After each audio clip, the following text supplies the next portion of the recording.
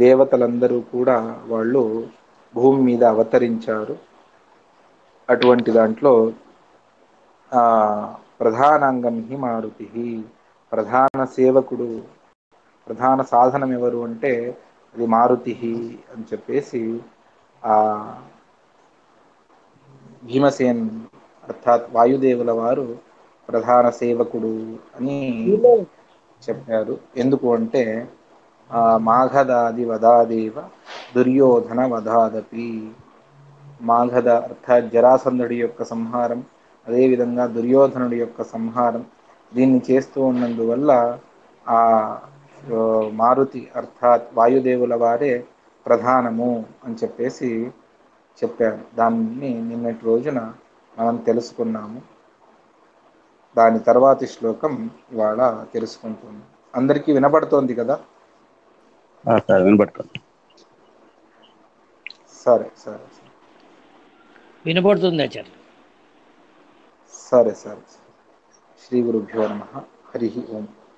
యోయ ఏవ బలజ్యేష్ఠః క్షత్రియేషు స ఉత్తమః అంగం చేత్ విష్ణు కార్యేషు తద్భక్త్యైవ న చాన్యథా.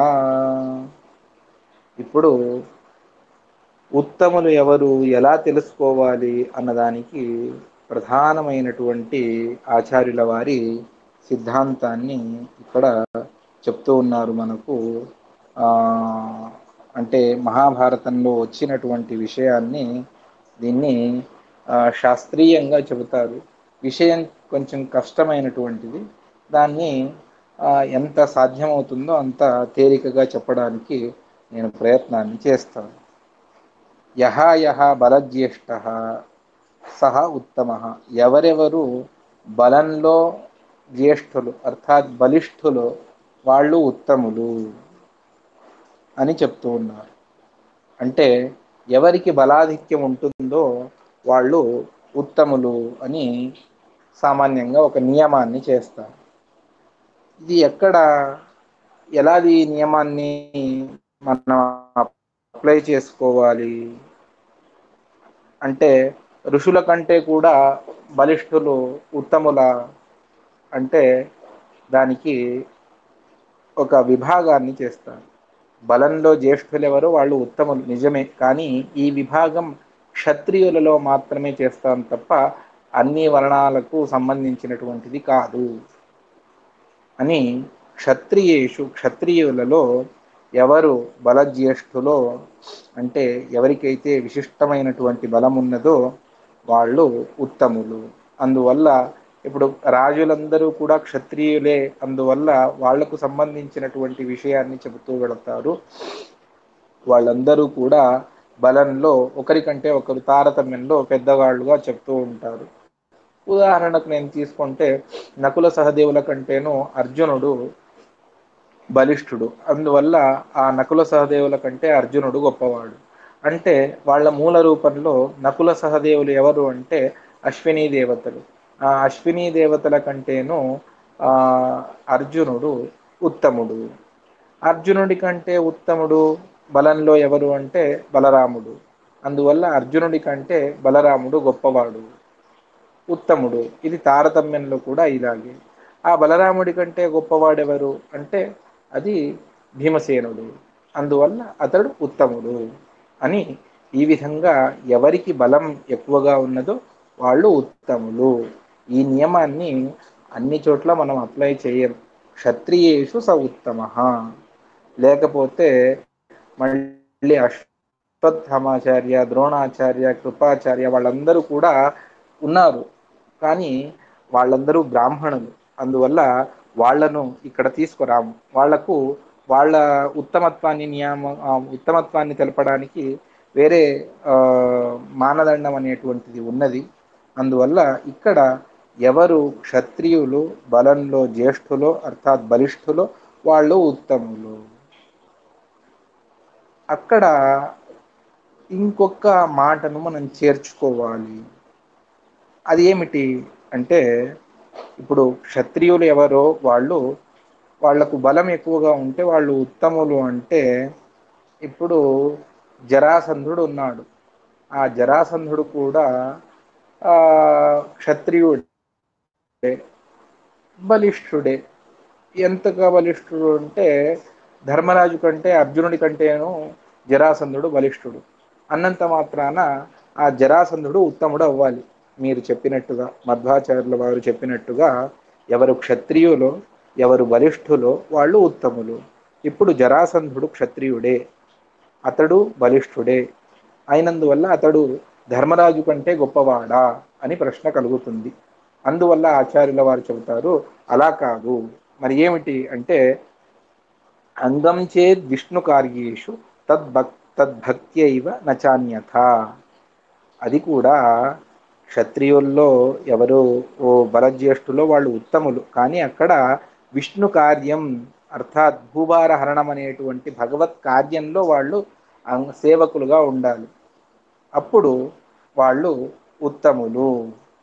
అది కూడాను తద్భక్త్యైవ, ఆ విష్ణు భక్తి వాళ్లకు ఉండాలి, ఉంటేనే వాళ్ళు ఉత్తములు.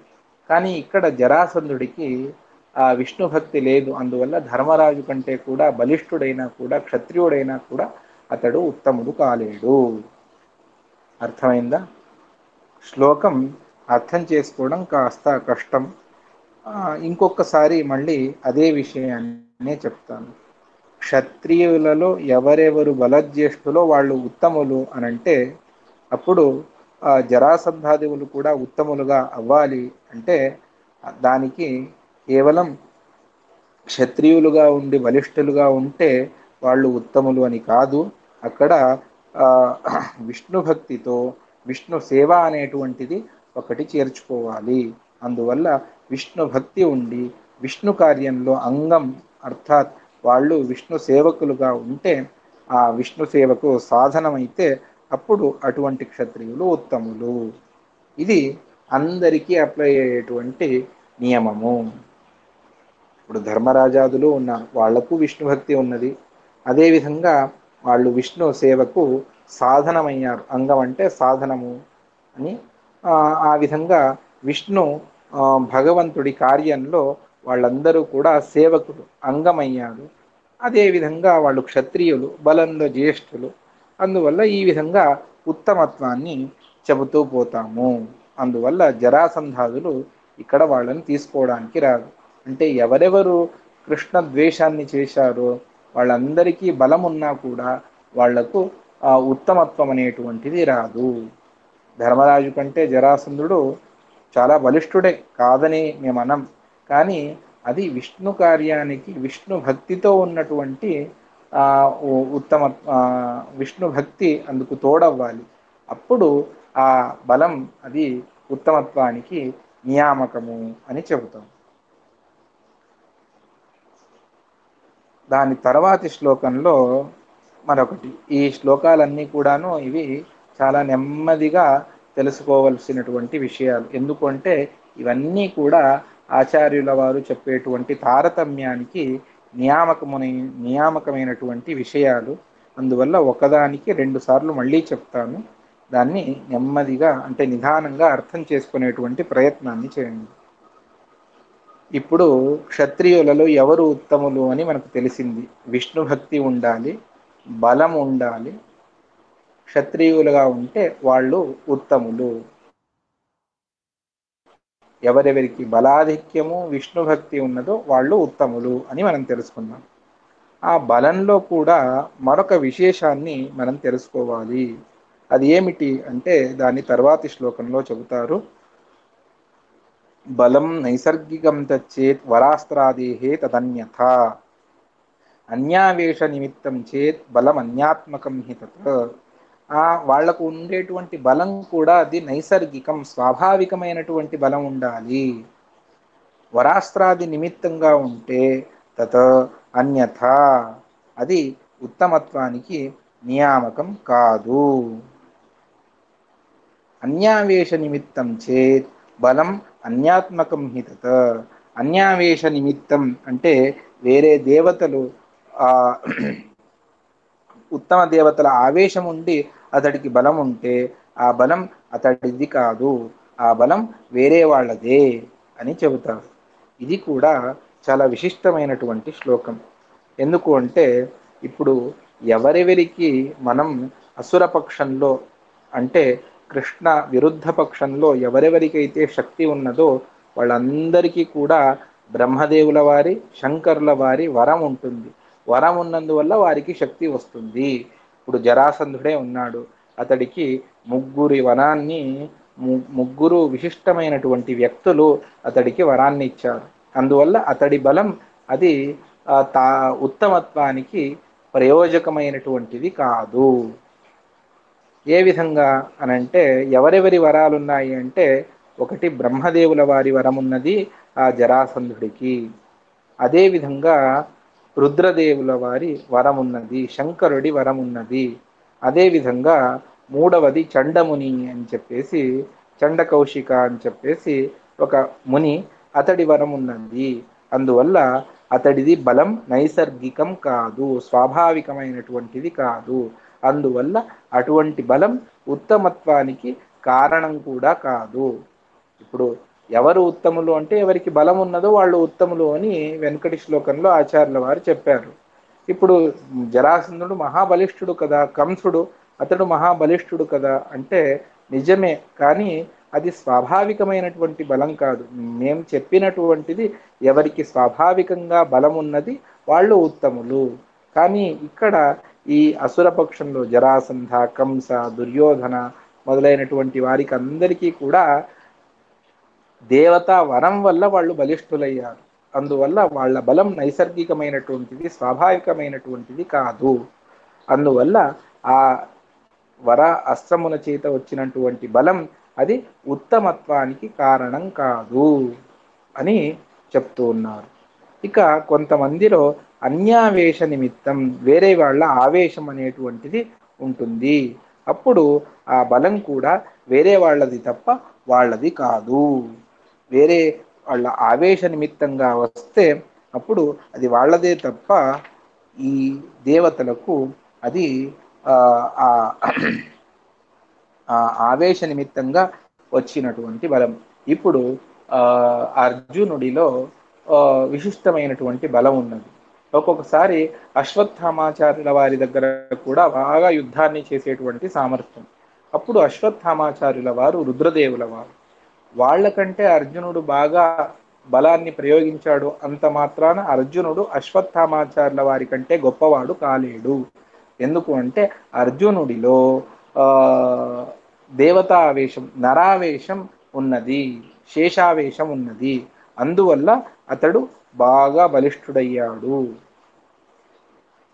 అందువల్ల అశ్వత్థామాచార్యుల వాళ్లకు స్వాభావికమైనటువంటి బలం లేదప్పుడు, ఆ ఆవేశ నిమిత్తంగా వచ్చి ఉంటుంది.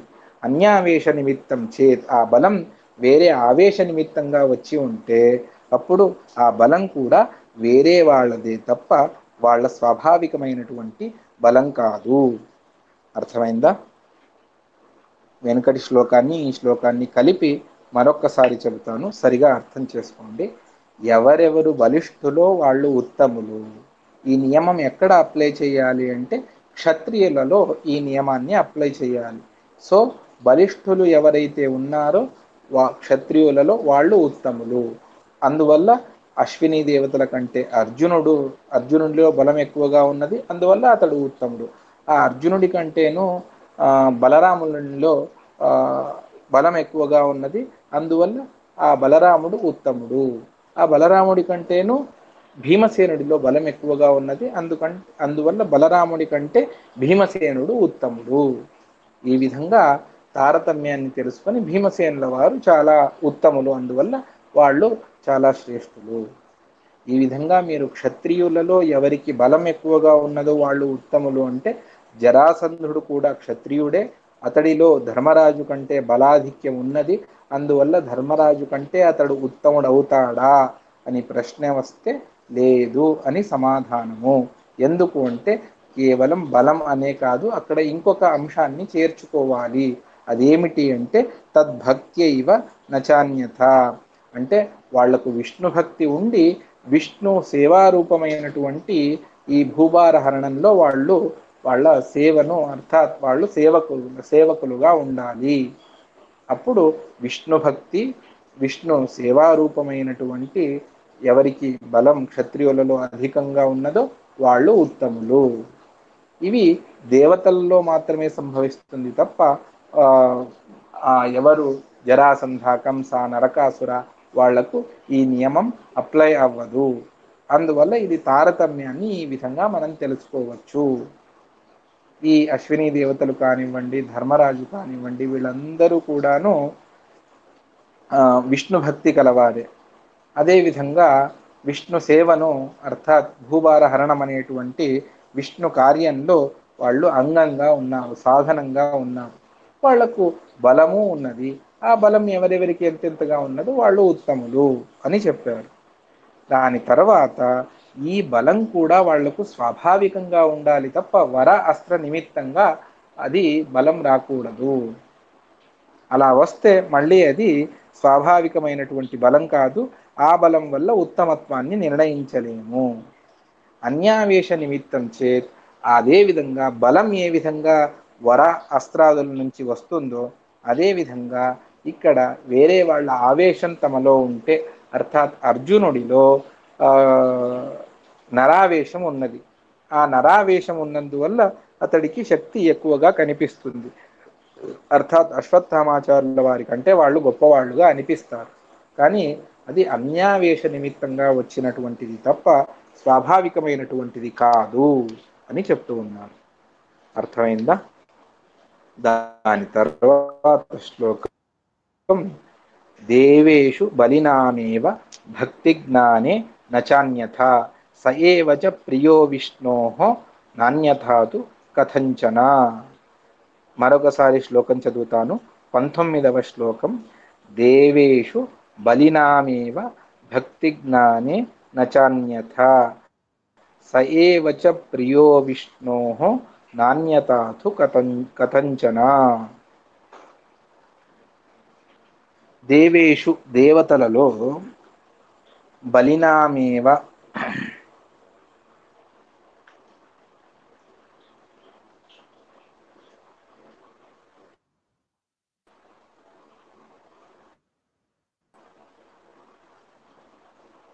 దేవతలలో కూడా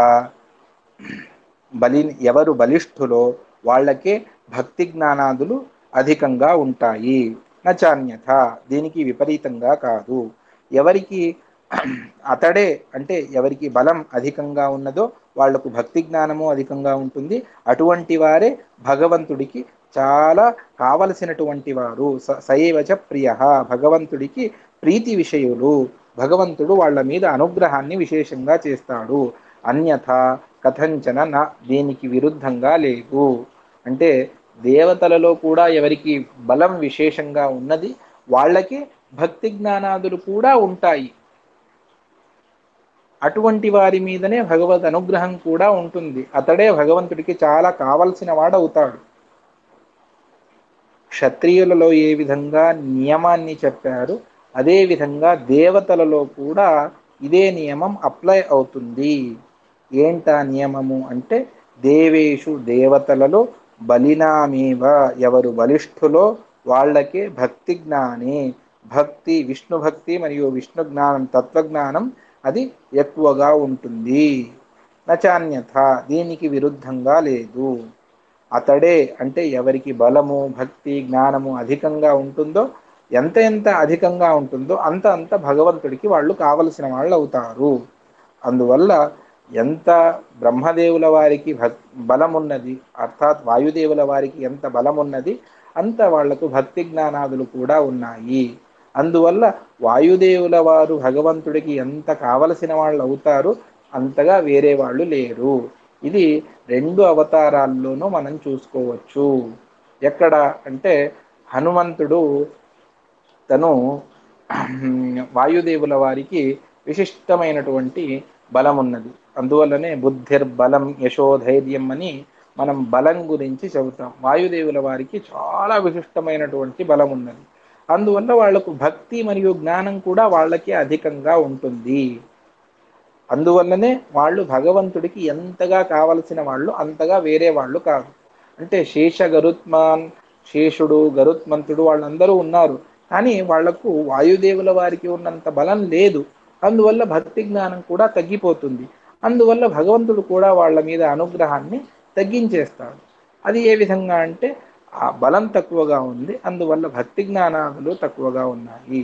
అదేవిధంగా రుద్రుడికి ఇంకా తగ్గిపోతుంది, ఇంద్రుడికి ఇంకా తగ్గుతుంది, సూర్యచంద్రులకు ఇంకా తగ్గుతుంది, గణపతికి ఇంకా తగ్గిపోతుంది. ఆ విధంగా బలం ఏ విధంగా తగ్గుతూ వస్తుంది, భక్తి జ్ఞానాదులు కూడా తగ్గిపోతాయి, అంటే తక్కువ అవుతూ వస్తాయి, తక్కువ అవుతూ వస్తాయి. దీనికి విరుద్ధంగా ఎప్పటికీ తెలుసుకోవద్దు అని చెప్తారు. తస్మాత్ యో యో బలజ్యేష్ఠ స గుణజ్యేష్ఠ ఏవహి. అందువల్ల ఎవరెవరు బలిష్ఠులో అంటే బలంతో ఉత్తములో, శక్తి ఎవరికి ఎక్కువగా ఉన్నదో సహా గుణజ్యేష్ఠ, వాళ్ళు గుణంలో కూడా ఉత్తములే. అంటే విష్ణు భక్తి వాళ్ళకి ఎక్కువగా ఉంటుంది, జ్ఞానం ఎక్కువగా ఉంటుంది, వాళ్ళు చేసుకునేటువంటి సాధన ఎక్కువగా ఉంటుంది, వాళ్ళ తపస్సు ఎక్కువగా ఉంటుంది. ఈ విధంగా అన్ని అంటే ఉత్తమోత్తమైనటువంటి గుణాలు అది ఎక్కువగా ఉంటుంది, వాళ్ళకి ఆనందం ఎక్కువగా ఉంటుంది. ఈ విధంగా గుణాలన్నీ కూడా పెరుగుతూ పోతాయి. అందువల్ల ఎవరెవరు బలజ్యేష్ఠులో వాళ్ళు గుణజ్యేష్ఠులు, గుణంతో కూడా వాళ్ళు ఉత్తములే.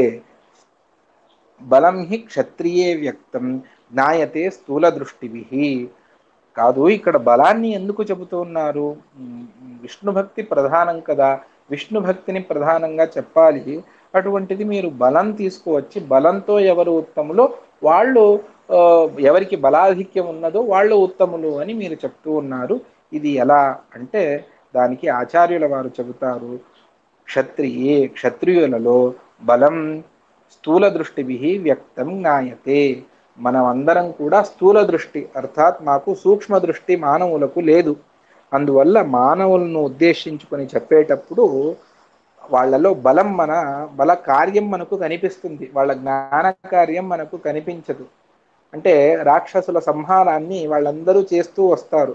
అప్పుడు ఓ జరాసంధుడిని సంహరించాడు, ఓ ఈ అర్జునుడు తను భీష్మాచార్యుల వారిని సంహరించాడు, లేదు ఈ అర్జునుడు విశిష్టమైనటువంటి ఖాండవవాన దహనాన్ని చేశాడు అని మనం ఆ బల కార్యమైనటువంటి దాన్ని తెలుసుకొని వీళ్లకు బలాధిక్యం ఉన్నది, వీళ్ళు బలిష్ఠులు అని తెలుసుకుంటూ వస్తాం. అందువల్ల మనకు తెలియడానికి స్థూల దృష్టి ఉన్నటువంటి వారికి అర్థం అవ్వడానికి ఆచార్యుల వారు, మధ్వాచార్యుల వారు బలం అని ప్రయోగం చేస్తూ వస్తూ ఉన్నారు. అర్థమైందా? బలం హి క్షత్రియే వ్యక్తం, క్షత్రియులలో మనకు స్థూల దృష్టి కల మనుష్యులకు కనిపించేటువంటిది బలం. అందువల్ల మీరు బలం ద్వారానే తెలుసుకోండి, ఏది కంటికి కనిపిస్తుందో దాని ద్వారానే మీరు తెలుసుకోవచ్చు. అందువల్ల బలం మీకు కనిపిస్తుంది కదా. భీమసేనుడు ఎవ్వరికి బలరాముడికి సాధ్యపడనటువంటి జరాసంధ, దుర్యోధన, కీచక, బకాసుర మొదలైనటువంటి ఎంతో మందిని సంహరించాడు. ఇది ఎంత బలకార్యమే. అందువల్ల అతన్ని ఉత్తమంగా మీరు తెలుసుకోండి. అదేవిధంగా ఎన్నోసార్లు జరాసంధుడు వస్తే అతడితో ఘోరమైనటువంటి యుద్ధాన్ని చేశాడు. అతన్ని సంహారం చేయడానికి అవ్వలేదు బలరాముడికి, కానీ ఎన్నోసార్లు యుద్ధంలో అతడి మూర్ఛపోయేట్టుగా కొడతాడు బలరాముడు. అందువల్ల భీమసేనుడి తర్వాత అతడిని తెలుసుకోండి. అదేవిధంగా అర్జునుడు, అతడి పరాక్రమం ఎంతగా ఉన్నదో దాన్ని బట్టి అర్జునుడిని అంత ఉత్తమంగా మనం తెలుసుకోవచ్చు. ఇది స్థూల దృష్టిభి, స్థూల దృష్టి కల మనకు ఈ విధంగా మనకు తెలిసి వస్తుంది. తర్వాతి శ్లోకంలో చెబుతారు 21. జ్ఞానాదయో గుణా యస్మాద్ జ్ఞాయంతే సూక్ష్మ దృష్టిభి తస్మాద్యత్ర బలం తత్ర విజ్ఞాతవ్యా గుణాః పరే.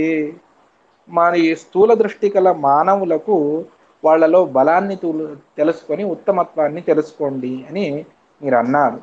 ఇప్పుడు ఎవరైతే సూక్ష్మ దృష్టి కలవారు మహానుభావులు, అపరోక్ష జ్ఞానాన్ని సంపాదించినటువంటి మహానుభావులు ఉన్నారు, వాళ్లకు అటువంటి ఆ భీమ అర్జున, బలరామ, నకుల సహదేవ, మిగిలిన దృష్టద్యుమ్న మొదలైనటువంటి వాళ్ళందరిలో కూడా వాళ్లకు వాళ్ళ జ్ఞానం కూడా తెలుస్తుంది. జ్ఞానాదయ గుణాః, జ్ఞానాది గుణములు సూక్ష్మ దృష్టిభి యస్మాత్ జ్ఞాయంతే, సూక్ష్మ దృష్టి కల మహానుభావులకు వాళ్ళ జ్ఞానం పరిచయం అవుతుంది, వాళ్ళ ఎంత అద్భుతమైనటువంటి జ్ఞానం ఉన్నది అన్నది తెలుస్తుంది. దాని ద్వారా వాళ్ళు ఉత్తమత్వాన్ని తెలుసుకుంటారు. స్థూల దృష్టి కలవారికి బలాన్ని తెలుసుకొని ఉత్తమత్వాన్ని తెలుసుకోండి. సూక్ష్మ దృష్టి కలవారు వాళ్ళ జ్ఞానాన్ని తెలుసుకొని ఉత్తమత్వాన్ని తెలుసుకోండి. అందువల్ల మనం మానవులం స్థూల దృష్టి కలవారము. అందువల్ల మనకు వాళ్ళలో ఉన్నటువంటి బలాన్ని తెలుసుకొని తద్వారా ఉత్తమత్వాన్ని మనం తెలుసుకుంటాం. ఎవరు సూక్ష్మ దృష్టి కలవారో, అర్థాత్ ఎవరికి వాళ్ళలో ఉన్నటువంటి జ్ఞానం, వాళ్ళు చేసేటువంటి చిన్న చిన్న చిన్న చిన్న చిన్న చిన్న వ్యవహారాలు, దాని ద్వారానే వాళ్ళ జ్ఞానం ఎంత అద్భుతంగా ఉన్నది, వాళ్ళు నడిచేటువంటి మార్గాన్ని తెలుసుకొని వాళ్ళ జ్ఞానం ఎంతగా ఉన్నది అని తెలుసుకుంటారు. ఇది సూక్ష్మ దృష్టి కలవారికి మాత్రమే తెలుస్తుంది. అటువంటి వారు వాళ్ళ జ్ఞానాన్ని తెలుసుకోవచ్చు. అందువల్ల తస్మాత్ ఇంతవరకు చెప్పిన దాన్ని ఏకత్ర ఒకే విధంగా శాస్త్రీయంగా చెబుతారు. తస్మాత్ యత్ర బలం తత్ర హరేః గుణాః గుణాః పరే గుణాః విజ్ఞాతవ్యాః. ఎక్కడైతే బలం ఉన్నదో అక్కడ మిగిలిన గుణాలను తెలుసుకోండి. ఎంతెంత బలం అధికంగా ఉంటుందో అంతంత వాళ్లకు గుణాలు కూడా అత్యధికంగా ఉంటాయి. దీన్ని వ్యాప్తి అని శాస్త్రం చెబుతుంది. ఈ విధంగా ఈ వ్యాప్తిని పెట్టుకొని మీరు మిగిలిన అందరిలో కూడా తెలుసుకోవచ్చు. దీనికి ఎక్కడ అపవాదం అనేటువంటిది సామాన్యంగా లేదు. అంటే ఈ 4-5 శ్లోకాల్లో చెప్పినటువంటి నియమాలను ఏకత్ర మీరు సంగ్రహం చేసుకొని చూసుకుంటే మీకు నిశ్చితంగా ఎవరు ఉత్తములు ఎవరు అధములు అని స్పష్టంగా తెలిసిపోతుంది. అందువల్ల యత్ర బలం, ఎక్కడైతే బలం ఉన్నదో తత్ర అక్కడ పరే గుణాః, మిగిలిన అన్ని గుణాలు అంటే జ్ఞాన ఆనంద మొదలైనటువంటి గుణాలు ఏవైతే ఉన్నాయో, అంటే విషయ వైరాగ్యం కానివ్వండి, వాళ్ళ సాధన కానివ్వండి, వాళ్ళ దేవత్వం కానివ్వండి, ఇవన్నీ కూడా మనకు తెలిసి వస్తాయి. దాన్ని తెలుసుకోవాలి అని ఆచార్యుల వారు చెప్తూ ఉన్నారు. ఇదంతా కూడా దేవేష్వేవ నచాన్యేషు వాసుదేవ ప్రతీపతః క్షత్రాదన్యేష్వపి బలం ప్రమాణం యత్ర కేశవః. 22వ శ్లోకం. ఇది దేవతలలోనే, అర్థాత్ దేవతలు దేవావతారంలో మీరు ఈ విధంగా తెలుసుకోవచ్చు. నచ అన్యేషు, దేవతా వైరిపక్షంలో దీన్ని వాళ్లకు బలం ఎక్కువగా ఉన్నది అందువల్ల వాడు గొప్పవాడు, వీడికి బలం తక్కువగా ఉన్నది అందువల్ల వీడు చిన్నవాడు అని దేవతా విరుద్ధమైనటువంటి పక్షంలో మీరు తెలుసుకోలేరు. ఎందుకు? వాసుదేవ ప్రతీపతః, భగవంతుడి ద్వేషాన్ని చేసేటువంటి వాళ్లే వాళ్ళందరూ. దుర్యోధనుడు కానివ్వండి, కంసుడు కానివ్వండి, జరాసంధుడు కానివ్వండి, కీచక, కిర్మీర, బక, హిడింబ అందరూ కూడా వాళ్ళు దేవతా విరుద్ధమైనటువంటి పక్షంలో ఉన్నవారు. అందువల్ల వాళ్లలో ఈ వ్యాప్తి అంటే ఎక్కడ బలం అధికంగా ఉన్నది వాడు గొప్పవాడు, మిగిలిన గుణాలను అక్కడ తెలుసుకోండి అన్నటువంటి నియమం, ఈ నియమాన్ని అక్కడ అప్లై మనకు చేయడానికి రాదు. ఎందుకు? వాళ్ళందరూ కూడా విష్ణుద్వేషులు. ఎవరు దేవతాపక్షంలో ఉన్నారో వాళ్లలోనే ఈ నియమాన్ని అప్లై చేసుకొని తెలుసుకోండి. క్షత్రాదన్యేష్వపి బలం ప్రమాణం యత్ర కేశవః ప్రవృత్తో దుష్ట నిధనే జ్ఞానకార్యే తథైవ చ. క్షత్రియులను వదిలిపెట్టి మిగిలిన చోట కూడా బలం ప్రమాణమవుతుంది. ఎక్కడ అంటే యత్ర కేశవః, ఏ విషయంలో కేశవః భగవంతుడు దుష్ట నిధనే ప్రవృత్తః, దుష్టులను అర్థాత్ దుష్టులను శిక్షించాలి అనే భగవంతుడు అవతరించి వచ్చాడు. కృష్ణ రూపంలో భగవంతుడు అవతరించి వచ్చాడు, రామ రూపంలో భగవంతుడు అవతరించి వచ్చాడు. అక్కడ క్షత్రాదన్యేష్వపి, వాళ్ళు క్షత్రియులు కాదు అయినా కూడా అక్కడ బలమే ప్రమాణము. అర్థాత్ వాళ్ళు బలాధికులైతే వాళ్ళలో మనం ఈ ఉత్తమత్వాన్ని మిగిలిన గుణాలను తెలుసుకోవచ్చు. ఎక్కడ అంటే ద్రోణాచార్యుల వారు ఉన్నారు, అశ్వత్థామాచార్యుల వారు ఉన్నారు. వాళ్ళు భగవంతుడు చేసేటువంటి దుష్ట నిధనం అంటే దుర్జన సంహారం అనేటువంటి కార్యంలో వాళ్ళు కూడా తమ భాగధేయాన్ని అర్థాత్ తాము కూడా తమ కార్యాన్ని సేవను చేశారు. అందువల్ల వాళ్ళు కూడా అక్కడ కూడా బలమే ప్రమాణంగా తెలుసుకోవచ్చు. అదేవిధంగా తథైవ జ్ఞానకార్యే, జ్ఞానకార్యంలో కూడా ఇదే విధంగా భగవంతుడు ఎక్కడ జ్ఞానాన్ని ప్రసాదిస్తూ ఉన్నాడో అక్కడ జ్ఞానకార్యం ఎక్కడైతే జరుగుతూ ఉన్నదో అక్కడ కూడా ఉత్తమత్వాన్ని తెలుసుకోవచ్చు. అన్యత్ర బ్రాహ్మణానాంతు ప్రమాణం జ్ఞానమేవ చ. బ్రాహ్మణులలో జ్ఞానమే ప్రధానం అవుతుంది అని ఇక్కడ చెప్తూ ఉన్నారు. అంటే దుష్ట హననం అనేటువంటి కార్యాలు అన్యత్ర అది లేకపోతే, అంటే దుష్ట నిధన అనేటువంటిది అది బల కార్యము, అది క్షత్రియులు చేయవలసినటువంటి కార్యం. దాన్ని వదిలిపెట్టి అన్యత్ర అంటే ఆ దుష్ట నిధనం అన్యత్ర బ్రాహ్మణానాం బ్రాహ్మణులకు జ్ఞానమేవ ప్రమాణం, జ్ఞానమే ఉత్తమత్వ విషయంలో ప్రమాణం. అంటే బ్రాహ్మణులకు ఎక్కడెక్కడ ఎవరెవరు జ్ఞానంలో ఎంత ఎంత అధికమైనటువంటి జ్ఞానం ఉన్నదో అంత అంత వాళ్ళు ఉత్తములు అని తెలుసుకోవాలి. ఇంతవరకు క్షత్రియుల గురించి చెప్పారు. క్షత్రియులలో ఎవరు బలిష్ఠులో, ఎవరు భక్తి అంటే విష్ణు భక్తితో విష్ణు కార్యాన్ని చేశారో వాళ్ళు ఉత్తములు అని అక్కడే మిగిలిన గుణాలను కూడా తెలుసుకోండి అని ఇంతదాకా చెప్పి, ఇప్పుడు బ్రాహ్మణులలో జ్ఞానమేవ ప్రమాణం, జ్ఞానమే ప్రధానము బ్రాహ్మణులకు. అందువల్ల ఎవరికి అధికమైనటువంటి జ్ఞానం ఉన్నదో వాళ్ళలో మిగిలిన గుణాలను కూడా తెలుసుకోవచ్చు.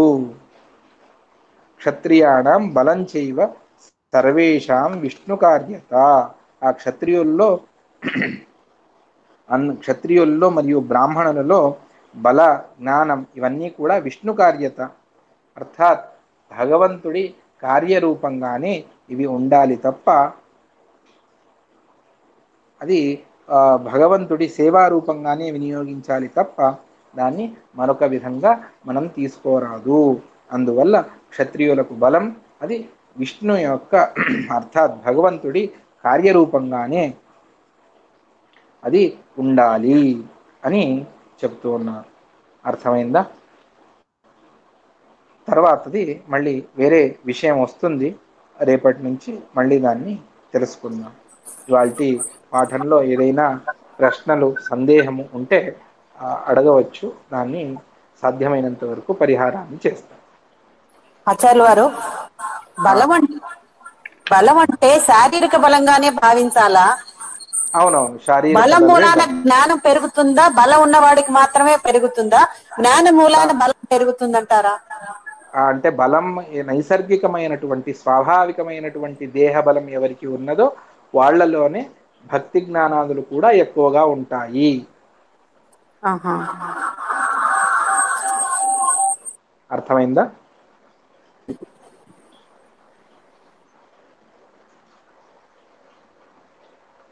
హరే నమః. ఇంకెవరికి ఏమైనా ప్రశ్నలు ఉంటే అడగండి. అయ్యా ఆచార్య గారు, చిన్న అనుమానం ఒక్కసారి చెప్తారా? అడగండి. అరే, ఇందాక బలరాముల వారి కంట భీమసేనుల వారు బలవంతులు అని చెప్పారు కదా. భీమసేనుల వారు గదాయుద్ధం బలరాముల దగ్గరే నేర్చుకున్నారు కదా. అవును. ఇద్దరు విష్ణు భక్తులే కదా. అవును. ఆయన శేషాంశ సంభూతుడు, ఈయన వాయుదేవుని అవతారం కదా. అవును. మరి భీమసేనుల వారే బలరాముల కంట ఉత్తములు బలవంతులు ఎలా అవుతారు అని? చాలా మంచి ప్రశ్న. మొదటిది అంటే ఒక 2 నిమిషాలు మీరు వినండి, నేను చెప్పేస్తాను. అంటే మొదటిది మీరు అడిగినటువంటిది బలరాముడి దగ్గరే భీమసేనుల వారు గదాయుద్ధాన్ని నేర్చుకున్నారు అన్నటువంటిది. అది మనకు మహాభారతంలోనూ అలాగే తెలిసి వస్తుంది. దాన్ని నిర్ణయం చేసేటప్పుడు ఇక్కడ అంటే తాత్పర్య నిర్ణయంలో 13, 14వ అధ్యాయంలో దాన్ని ఆచార్యుల వారు మధ్వాచార్యుల వారు నిర్ణయాన్ని చేస్తారు. మిగిలిన అన్ని విద్యలు ఎలా అంటే అంటే విల్లు విద్య అది ఏదైనా ఒక గురిని పెట్టి అక్కడ బాణాన్ని వేయమని చెబుతారు. ఒక చెట్టుకో పండును కొట్టమనో కొమ్మను కొట్టమనో ఏదో విధంగా ఒక చెక్క బొమ్మను పెట్టి దాని కళ్ళకు కొట్టాలి అని ఈ విధంగా చెబుతారు. అందువల్ల గురువుల వారు పక్క నుండి దాన్ని నేర్పిస్తారు. కానీ గదాయుద్ధంలో ఆ విధంగా కుదరదు. ఎవరు మనకు నేర్పిస్తారో వాళ్ళనే కొట్టాలి. అందువల్ల ఇప్పుడు భీమసేనుల వారు శుద్ధమైనటువంటి భాగవత ధర్మంలో ఉన్నటువంటి వారు. అందువల్ల వాళ్ళు భగవంతుడిని తప్ప వేరే వాళ్ళ దగ్గర విద్య నేర్చుకోరు. అది వాళ్ళ నియమం. సామాన్యంగా ఇది నియమం. దీనికి అపవాదం వేరే, సామాన్యంగా ఇది నియమం. అందువల్ల ఇక్కడ ఏమవుతుంది అంటే బలరాముడిలో శుక్లకేశ ఆవేశం అనేటువంటిది ఉన్నది అని శాస్త్రం మనకు చెబుతుంది. ఇది పురాణాల్లో కూడా వస్తుంది, భాగవతంలో కూడా మనకు సూక్ష్మంగా తెలిసి వస్తుంది. అందువల్ల అక్కడ భగవంతుడి శుక్లకేశ ఆవేశం అనేటువంటిది బలరాముడిలో విశేషంగా ఉన్నది. ఇక్కడే తర్వాతి శ్లోకాల్లో తాత్పర్య నిర్ణయంలో కూడా ఈ విషయం వస్తుంది. అందువల్ల నేర్పించేటప్పుడు భగవంతుడే నేర్పిస్తూ ఉన్నాడు. లోపల బలరాముడిలో ఉన్నటువంటి శుక్లకేశ ఆవేశంలో ఉన్నటువంటి భగవంతుడే నేర్పిస్తూ ఉన్నాడు. ఎప్పుడైతే అంటే గదాయుద్ధం అంటే ఎవరి దగ్గర నేర్చుకుంటారో వాళ్ళనే తిరిగి కొట్టాలి. ఆ విధంగా కొట్టేటప్పుడు అప్పుడు అక్కడ శుక్లకేశ ఆవేశాన్ని భగవంతుడు అంటే దాన్ని ఆ ఆవేశాన్ని తగ్గించి వేస్తాడు. అక్కడ కేవలం బలరాముడు మాత్రమే ఉన్నాడు. బలరాముడి దగ్గర బలరాముడి మీదే ప్రహారాన్ని చేస్తాడు. బలరాముడు చిన్నవాడే. ఇంకా రెండవది అంటే ఇద్దరు విష్ణు భక్తులే, ఇద్దరికి బలం విశిష్టంగా ఉన్నది అని చెప్పినా కూడా ఒకసారి జరాసంధుణ్ణి బలరాముల వారు బాగా కొడతారు. అతడు కింద పడి మూర్ఛపోయి పడిపోతాడు. అప్పుడు అతడిని తీసుకొని సంహరించాలి అని వెళ్ళినప్పుడు ఆకాశవాణి అవుతుంది, బలరామ ఇది నీ వల్ల సాధ్యపడదు, అది వేరే వాళ్ళు ఇతడిని సంహారం చేస్తారు అని. అప్పుడు బలరాముల వారు వదిలిపెట్టేస్తారు. కానీ భీమసేనుడు మాత్రం ఆ జరాసంధుణ్ణి సంహారం చేస్తాడు. అంటే జరాసంధుణ్ణి సంహారం చేసేటువంటి శక్తి బలరాముడికి లేదు. ఎందుకు అంటే అక్కడ విశిష్టమైనటువంటి బ్రహ్మదేవుల వారి వరం ఉన్నది. ఆ వరాన్ని అధిగమించి వాళ్ళను సంహారం చేసేటువంటి శక్తి బలరాముడికి లేదు. అది ఎవరికి ఉన్నది అంటే అది భీమసేనుడికి మాత్రమే ఉన్నది. అందువల్లనే మధ్వాచార్యుల వారు చెప్పేటప్పుడు మాగధాది వధాదేవ దుర్యోధన వదాదపి అని ఆచార్యుల వారు చెప్పారు. మాగధ అంటే జరాసంధ. ఆ జరాసంధుణ్ణి సంహారం చేసేటువంటి శక్తి ఉన్నటువంటిది అది కేవలం భీమసేనుడికి మాత్రమే తప్ప వేరే వాళ్లకు ఆ శక్తి లేదు. అందువల్ల ఆ జరాసంధుడి సంహారం అనేటువంటి కార్యం ద్వారా వీళ్లలో బలాధిక్యం అనేటువంటిది కనిపిస్తుంది. అంతగా బలం బలరాముల వారికి లేదు. అందువల్ల భక్తి కూడా అంతగా వాళ్లకు లేదు. ఎంతగా భీమసేనుడికి బలం ఉన్నదో అంతగా వాళ్లకు లేదు. ఇది 18వ అధ్యాయంలో తాత్పర్య నిర్ణయంలోనే ఆచార్యుల వారు దీనికంతా కూడా నిర్ణయాన్ని చెబుతారు. అక్కడ మనం అవశ్యంగా దీన్ని తెలుసుకోవచ్చు. అర్థమైందా? మీ ప్రశ్నకు జవాబు వచ్చిందా? వచ్చింది. చాలా సంతోషం. ఓకే, శ్రీకృష్ణ అర్పణం.